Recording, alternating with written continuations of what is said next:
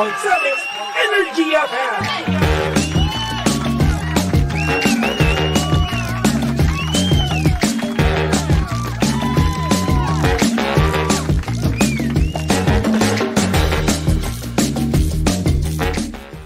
Same, pero iba. We are number 1, 06.7 Energy FM Pangga. Huwag mo sabihing radyo, sabihin mo Good morning, Luzon, Visayas at Mindanao, Metro and Mega Manila. At syempre, good morning din sa napakaganda, napaka-sexy, ang babaeng teddy bear. Good morning, DJ Lindsay. Hi! Isa magandang morning, baby Toby. Anong meron sa'yo? Ba't parang kakaiba yung aura mo ngayon? Paano kakaiba? Parang medyo inaantok ka pa. Pagod na pagod ako. Feeling ko nga. Pagod na pagod ako sa mga ganap ko kahapon. Parang feeling ko nga, alam mo to the point na piniem kita kahapon. Tas, nga. Hindi mo ako pinansin. Hindi ko pa nabubuksan yung mga message ko Hindi mo pa binubuksan. Hapon. So yan yung ibig sabihin na hindi talaga ako yung masungit sa atin. Ikaw. Hindi, kasi dumating kami ng bahay ni Romel kahapon, 7 na yata. Sige. Tapos lahat ng mga nag-message sa akin before 7 o 6 yata, 6 onwards, hindi ko na nabuksan. Pero hoy, magpahinga ka. Kaya nga eh. Oo, eto hindi kita niloloko, hindi kita binibiro, magpahinga ka. Ito, imaginein mo nag-board ako kahapon. Tapos afternoon, dumiretso kami sa... Saan? Sa bandang Robinsons, Manila. Tapos may minute kami doon. Tapos before that, ang dami naming pinirmahan na kung ano-ano. Alam mo yung stress, yung parang lagi ka, may hinahabol ka kasi, yun yung nakakapagod doon. Tapos after nun, sinamahan ko si Romel sa trabaho niya. Tapos after nun, namili pa kami ng mga kailangan namin sa bahay, tapos yung mga kailangan ni Romel. Tapos after nun, may birthday pa sa bahay namin. Ang dami namang ganap. Ang dami talaga, kaya uy. Kaya hoy, ano ba matutulong ko sa'yo? Ano ba kailangan mo? Wala. Masahe? Ilibre mo ako ng ano? Sige, sabihin mo. Name it, ililibre kita. Sige, mamaya. Magpapalibre ako. So, alam mo, kailangan ko lang i-stress na sobrang importante talaga nung maayos na footwear. Ng good footwear. Kasi di ba kahapon yung get up ko kahapon, may pa-heels pa yung ate mo, nakakalok. So, nag-heels ka kahapon? Oo, all throughout. Kaya, alam mo yun, pagoda talaga yung drama ko kahapon. Isipin mo, ang dami mong ginawa, tapos naka-heels ka pa? Ako. So, how? Paano mo nagagawa yung ganun? Nakakayamot, diba? Tapos wala akong dalang baon na flats. Naku po, patay tayo dyan. Alam mo, malaki naman yung sasakyan mo, diba? Yun nga. Mag-imbak ka na ng sneakers, okay? Kaso ang problema, Toby, hindi yung sasakyan ko yung ginamit, sasakyan ni Romel. Di syempre yung mga gamit ko wala doon. Oo, pero sana naglagay ka rin since asawa mo nga siya, fiancé mo siya, di ba? Maglagay ka rin doon. Lesson learned. Lesson learned talaga. Lesson learned. So parang kaya hanggang ngayon pagod na pagod yung katawang lupa ko. Ramdam ko nga kasi usually dito ka dito ka pumupunta sa booth natin di ba? Pero ngayon hindi, andun ka sa band room. Humilata. Hindi naman ako humilata, pero alam mo yung parang nag-slouch lang ako doon. Nakita ko nga doon, silip nga kita talagang naka-relax ka, nakasandal ka ng sobrang relaxing, di ba? Tapos nag-cellphone, di ba? Wala na akong pake kahit nakita ko sa CCTV lang. Sorry na, yun. Pero yun na nga. Kamusta naman ang morning mo so far? So far, okay naman yung morning ko. Na-late ako ng super duper ultra mega na gising kanina. Di ko inaasahan kasi nga late na rin ako nakauwi. Dahil maraming ginagawa. Ikaw din eh. Wow naman, makapag-advise ka sa akin. Yung pahinga ka, ganun. Hindi, iba naman kasi yung case natin. Sa akin naman kasi trabaho ko yun dito. Tapos ikaw, di ba, meron ka pang problema. Hindi naman siya problema. Meron ka pang dinadala ngayon na something na mabigat, di ba? Lusot mo, tatampalin kita kung ano sinasabi mo dyan eh. Di, yun na nga. Nang maayos. Basta magkaiba tayo ng sitwasyon kasi. Di ba? So ikaw naman kasi, ayun na nga, di ba? Bawal kang umalis ka na sa topic na yan. Nayayamot ako sa ito. Hindi mo maitawid. Ano bang gagawin natin dito Kuya Rolando? Tatampalin ko talaga to. Yun na nga, basta magkaiba tayo ng sitwasyon kasi. Sa akin kasi trabaho naman din kasi. At kailangan ko siya matapos at kliyente siya. Kaya ako late na umuwi, ganun. Ako din kasi, kailangan din siya matapos. Yun nga, alam mo yung yung pagkakramba, na kailangan mo siya matapos. Agad kasi nandiyan na yung kausap mo. Tapos kapag, may kausap ka, syempre kailangan entertain mo sila ng malala. Yes. Yun yung nakakapagod. Yung parang yung social battery mo, unti-unting nawawala. So true. 'Di ba? Kasi kapag nakipag-socialize ka, 'di ba? Kailangan energetic ka, 'di ba? Lalo na sa ating mga DJ, 'di ba? Kailangan pag pumi-PR tayo, 'di ba? Hi, hello po, ganito ganyan. 'Di ba? Ay, ang ganda naman ng ano mo. Ganun dapat. Tapos kapag may inopen sila, oo nga, alam mo yung dapat may ibabato ka rin di ba? Diyan ako hirap na hirap eh. Diba? Kapag kasi ako nakipag-usap, di ba? Kahit nasabihin natin sa kliyente, one-liner lang ako. Ganun. Sana, ako kasi hindi ko kaya ng one-liner lang. Ang dandal ko kasi. Ako kasi ang ginagawa ko, like for example, nag-uusap tayo, di ba? Nag-open up ka sa akin ng topic, di ba? Alam mo ba ganito, ganyan? Tapos sasabihin ko lang, yun pala yun. Tapos yun na. The end na. Tapos hindi sasagot ka naman. Try mo yung ganito. Yun lang, one line lang. Tapos diba? ako naman si Mega explain naman ako. Hindi sa amin kasi ganun. Yung ang baba ng energy, tapos ako Mega explain. May ganun ako, may ganun kaming dalawa. Kaya pagod na pagod. Kaya minsan hindi dapat nagsasama mga introvert di ba? Hindi nag-uusap kasi wala talagang mapag-uusapan kapag introvert dalawa nag-uusap. Oo. May times din naman na yung hyper ka. Kapag gusto ko yung pinag-uusapan natin, like madami akong maiaambag, di ba? Like for example, kapag sa Marvel, di ba? Tinanong mo ako about that, di ba? Madami akong maiaambag. Marami talaga, totoo. Oo. Like for example, kapag may kailangan siya ikwento about. Diba? Kapag exciting, kapag yung talagang nakakaano ko, yung na-excite akong magkwento ng isang bagay. To the point. No. Sabi ko, pag aakit ka ng Baguio, na-excite ka. Akala ko nga po, aakit ka ng Baguio ngayon eh. Hindi. Hindi ka pa oo nga pala. Dami akong gagawin, Chong.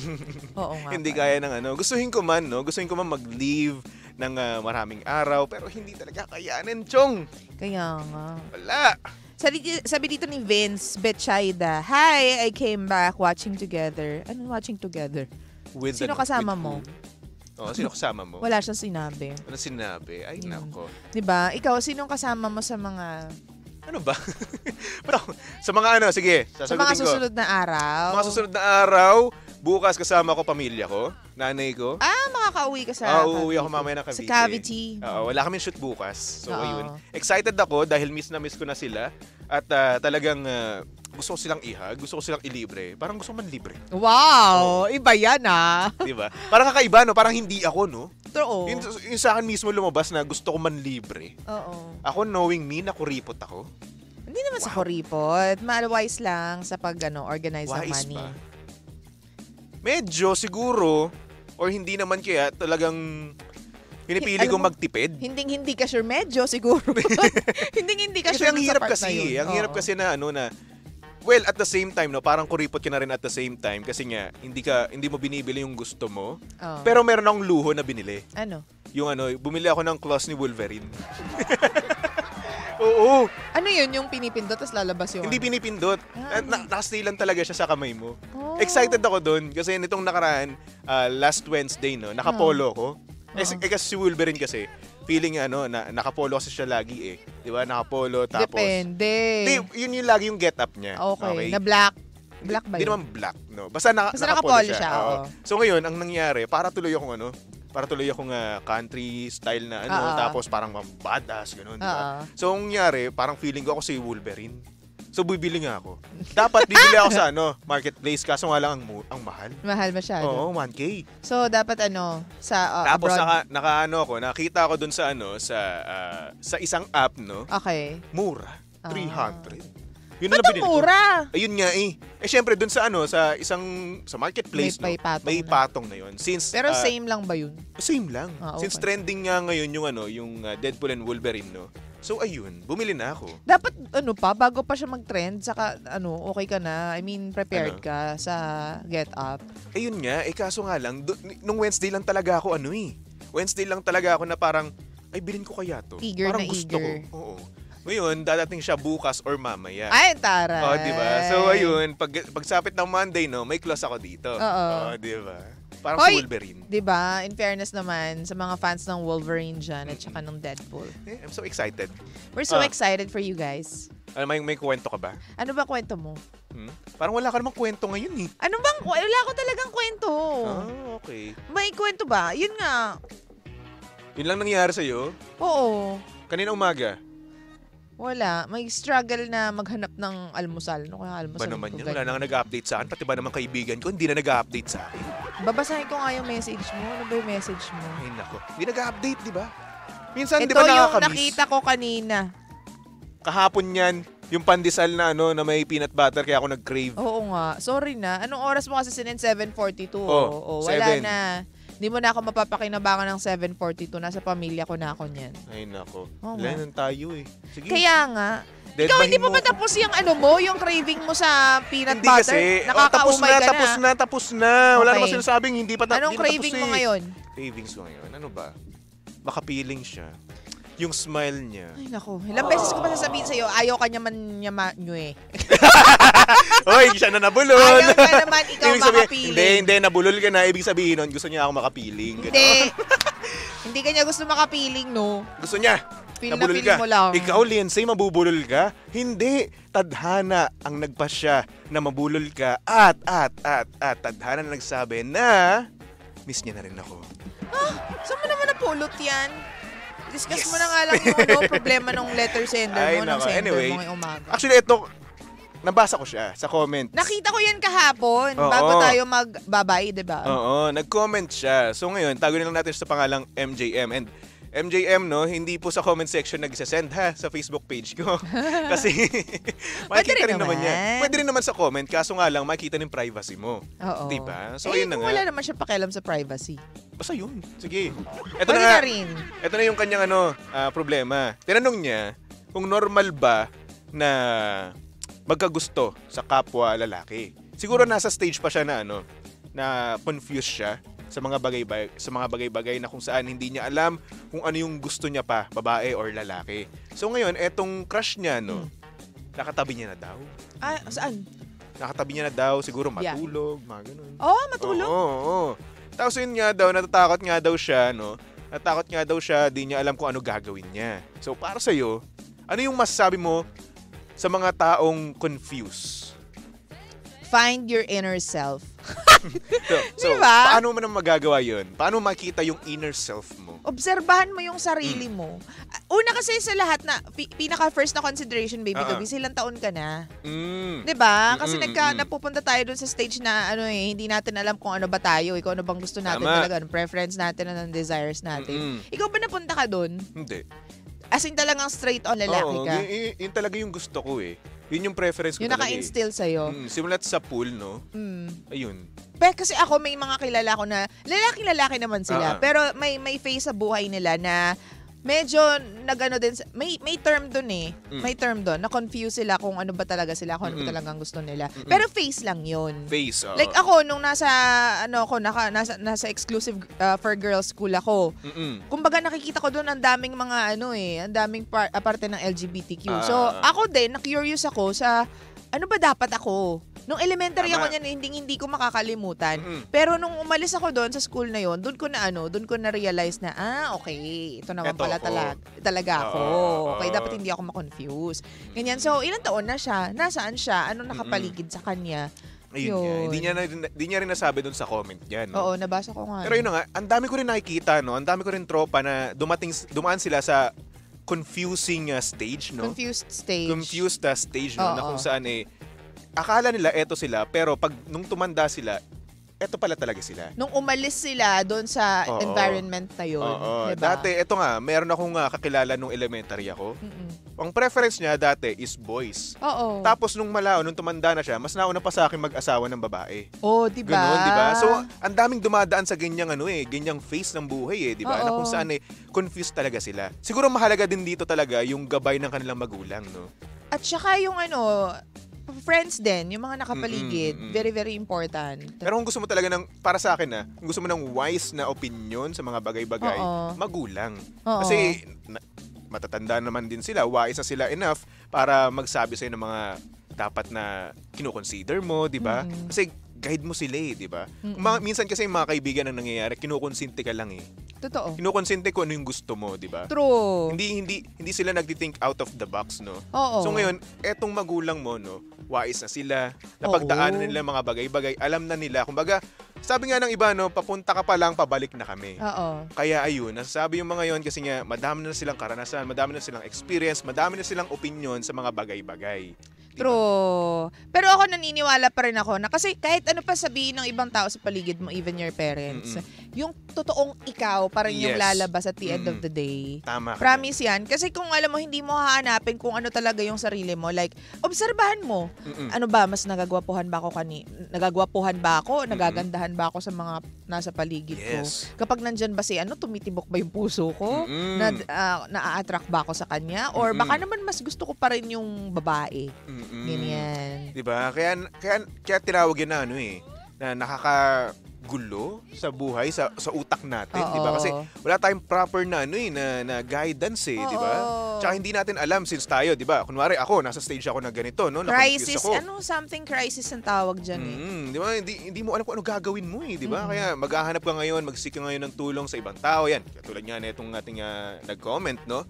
Nag-seek ng tulong sa atin, diba? Kung ano yung opinion natin. Since medyo may alam tayo sa mga ganyan at meron tayong makilala na dumaan sa face na ganyan, di ba?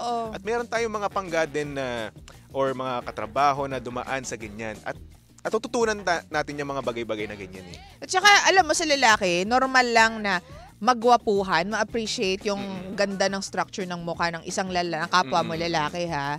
Pero hindi ko alam kung, syempre iba na yun kapag tumitibok yung puso mo, kinikilig ka kapag kasama mo siya. Nasabi ko yun kasi si Romel, siya yung nagpa-realize sa akin na bakit normal naman magwapuhan sa kapwa mo kahit lalaki siya. Kasi siya din, vain siya sa katawan niya Diba? So na-appreciate niya kapag yung kaharap niya, ang gwapo nito. Yung ganun. So sabi ko, nga, normal naman. Parang tayo, pag babae, di ba? Nagagandahan tayo sa kapwa natin babae. Or ikaw, nagagwapuhan ka sa kapwa mo, di ba? Masasabi mo na may mas gwapo pa rin para sa'yo, di ba? Oo naman. Yun. So, ano ba, tumitibok ba yung puso mo pag nakakasama mo tong friend mo na to? Yes. So, yun muna. At siguro, bago ka muna umamin, kasi hindi niya rin daw alam kung aamin siya o hindi Oo. Siguro bago ka umamin, alamin mo muna kung ano yung preference niya. Kinikilig ka ba? Oo. Hinahanap-hanap ba siya ng ano? Kalma. Kasi yun wala pa doon. Hello? Wala pa doon. Di ba? Pero yun na nga, siguro kung bago ka umamin, alamin mo muna kung ano preference ng crush mo, di ba? Baka naman kasi mamaya, hindi pala ito yung preference niya, hindi pala kayo parehas, ng gusto, baka ma-broken ka pa. Di ba? Kaya mo ba yun?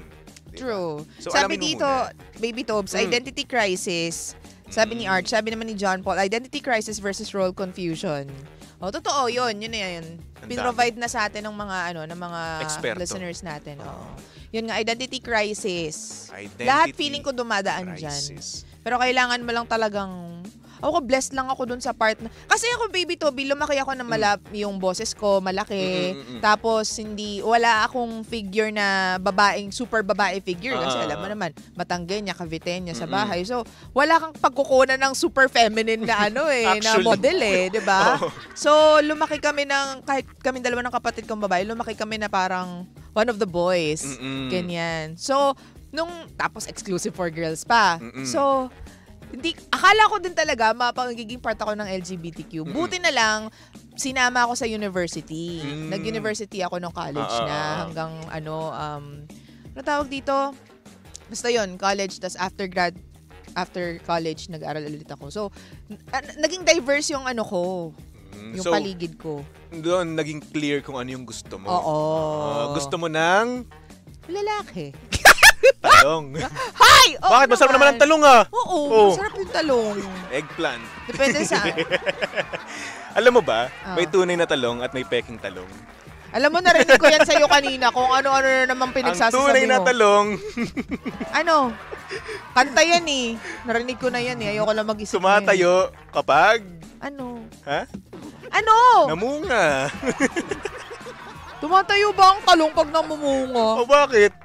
Pag mura, tumatayo. Pag kasi mamaya kasi yung yung tubo niya, 'di ba? Mula sa mula sa lapag, 'di ba? So yun, ang mangyayari, tatayo talaga siya. Ganun 'yun. Okay.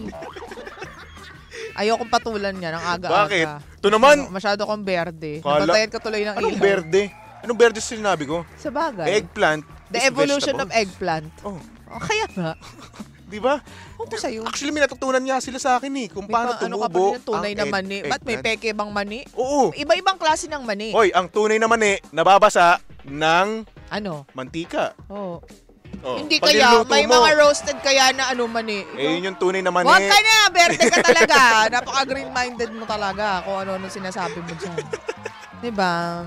So yun, we hope you find yourself. Yes. Kung ano ka talaga. Tsaka yun, sana, aamin ka ba? Aamin ka ba agad? Baka naman gusto mo lang siya maging best friend. Uy, baka naman yun. komportable ka lang sa niya, sa kanyang tawag dito company. May mga ganyan na kung saan komportable ka lang naman pala, di ba? Or hindi naman kaya, mas okay lang kayo as friends na kung saan body-body kayo, di ba? Minsan ang nangyayari, no? Kaysa sa magkaroon kayo ng relasyon, like for example, boyfriend, girlfriend, no? Ang mangyayari, mas okay na lang yung magtropa kayo eh. Para lang hindi masayang yung friendship. Kasi minsan, nakakasayang din talaga. Nakaka parang, kailangan pa ba nating i-resto? Kasi ang ganda ng relasyon natin bilang friends di ba? Para tayong magkapatid. Well, depende sa kanya yan kung gusto niya mag-go into the other level, the next level, di ba? Nasa na lang din naman talaga yan. Figure out mo muna kung ano ba talaga yung totoong ikaw. Alam mo, ngayon ko lang na-realize, meron din pala akong identity crisis. Ngayon? Oo. Ngayon? Toby ba ako o si Andrew? Ganun. Minsan. O hindi naman kaya minsan si Andrew ba ako o si Peter Parker? Ba't ano ba pinagkaiba ni Toby kay Andrew? Si Toby kasi, extrovert, di ba? Na medyo madaldal, di ba? Tapos, parang OA. Si Andrew kasi, tahimik. Oo. Tapos minsan gusto ko rin mag-Spider-Man, ganun. Identity crisis. Alam mo, yung pagiging Spider-Man mo, yan yung totoong ikaw at saka yung peking ikaw, nandyan na yun. Salamat Oo. Pero yun na nga, di ba? Pero anyway, ngayon ko lang naman na-realize na parang, minsan sino ba talaga uunahin ko? Yung totoong ako? O etong isang ako? Siyempre yung totoong ikaw. Diba? Kaya lang, nakakano lang. Ngayon ko lang din na-realize, nagkaroon lang din akong isang realization na parang nagkaroon din pala ako at some point ng identity crisis. Nakakatuwa naman. Sabi ni Arch, you won't know till you try. Ano? Yun nga, yung mga gustong gawin ng letter sender natin. Oo nga, sige. Ay, try nako. mo rin naman. Pero yun na nga mga pangga, susunod na napakaganda, napaka-sexy DJ Lensay para sa programang Lihim ng Liham. And of course, nakasama mo't nakalandian ang hot baby boy ng radyo. Walang iba kung hindi si Baby Toby. At syempre si Baby Toby, pwede niyong stalk at i-follow sa lahat ng kanyang social media accounts. Hanapin niyo lang Baby Toby 1067. Okay? Okay. For our next song, here's a song from December Avenue titled Sa Ngalan ng Pag-ibig. Ang tanong, ano ba ang kaya mong gawin sa ngalan ng pag-ibig? Dami. Kaya kong umakyat.